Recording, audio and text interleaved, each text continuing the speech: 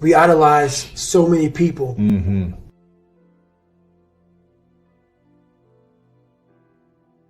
And we want to be them.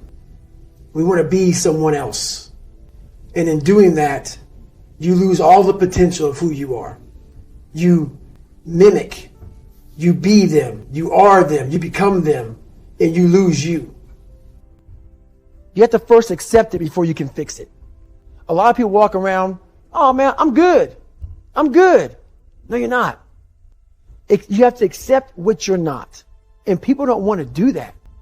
And that's the only way you can fix it. You have to accept it first before you can go on the journey. A lot of folks never even start the journey, man.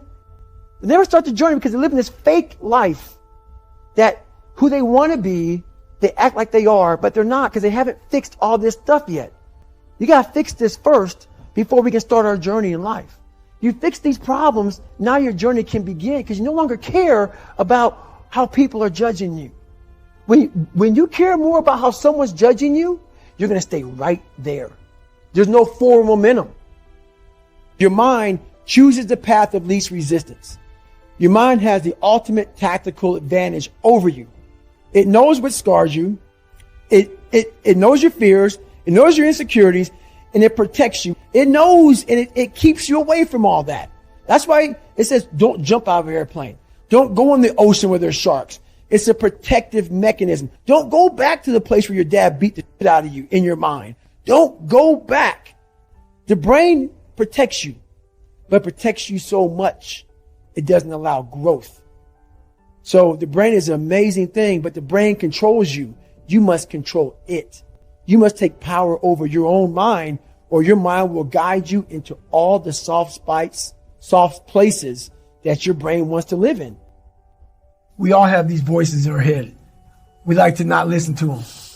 The one that comforts us and keeps us nice and warm and cuddly and gives us cookies and milk at nighttime. We like that voice. That voice is the one we want to always share, which is why people don't like to listen to me a lot.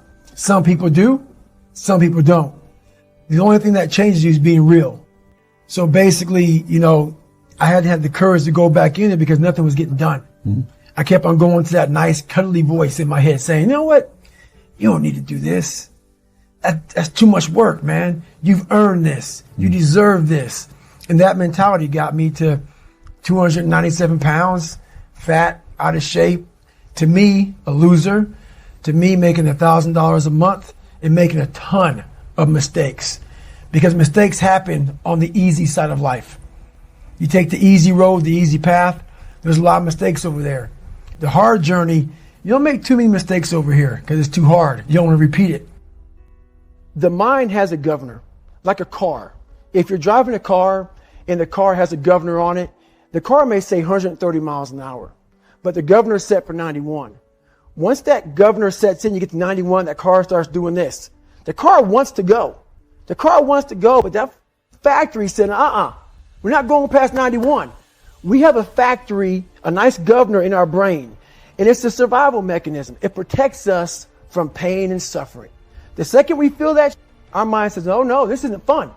We should back off. We should sit down, find something more comfortable. For me, my routine is every night I stretch out. And I stretch out for 2 or 3 hours every single night without fail. And while I'm stretching out, I'm thinking about my plan for the next day. And I'm thinking about all these different obstacles that may come up. So basically, a lot of us aren't prepared for life. We get up willy-nilly and just hope life is going to happen. It is going to happen, but it's going to happen with a prepared mind or an unprepared mind. Most people attack life with an unprepared mind. What I do is I try to account for all things that could happen, might happen, probably will happen, and then the unknowns. So basically, I can't account for everything, but I do know there could be some things that come up in life that you need to be ready for. I know for a fact I'm not going to want to work out tomorrow. Therefore, I'm preparing my mind for that. I don't want to do that. I know tomorrow will come with some difficult decisions to make. It may come with getting a phone call saying someone died. This happened, that happened. I'm always preparing myself, not in a morbid way, but just like, look, man, be ready for life. Don't let life just start attacking you left and right make sure that you start to build a mental armor. So then you're ready for life. If you don't think about yourself, there's no pain, which can also lead to pain later on in your life. But in these moments when you're struggling, if you are a true leader and you're worried about your men or women beside you, your mind doesn't care how cold you are anymore. Your mind's only worried about taking care of the men and women beside you. So I started realizing, man, if I take care of these cats to my left and my right in the worst moments, my mind is no longer thinking about, you're miserable, David Goggins. Get the hell out of here. Think about, how was John? How was Andy? How was Sam? How was Pete? Hey, how you guys doing? You're not thinking about me. So there's so many things you can do to get outside your own head to then allow your body to just be like, hey, we're just a machine. But you have to let your mind be able to process all these different tactics to do that. Take a different vantage point in life. When you are in the hell, you can't see the beauty of being in it when you're in it. Get on top of that mountaintop in your mind. Get on top of that mountaintop and look down on what you're doing. You can see a whole different world, and that world is beautiful. But you got to get a different vantage point in the suck. Don't be in it. Spiritually, get out of it. Get that soul. Look down on what you're doing. Be amazed by the process of where you're at now and where you came from. What's really wrong is the softness of this world. Everybody's not a winner. There is failure. There is tons of defeat. We have to get that back. That's growth. People have to get a little bit of toughness back. A lot of toughness back.